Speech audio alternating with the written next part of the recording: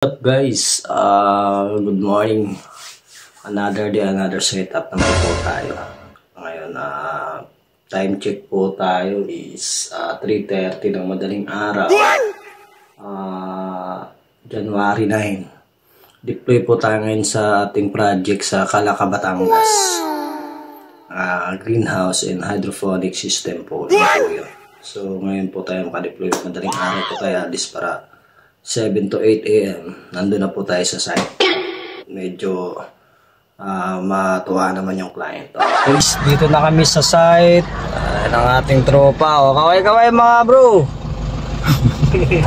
Ang ating mga GI5.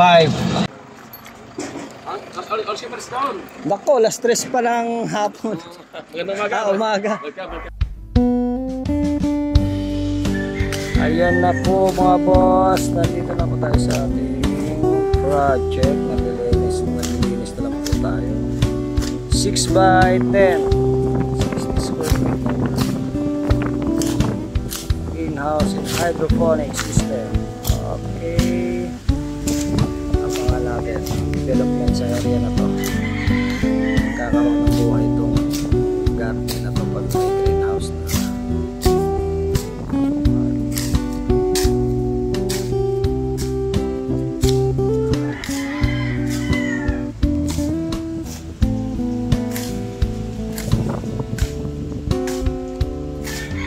Ayan mga boss, ganito po ang kalalabasan ng setup po na yan.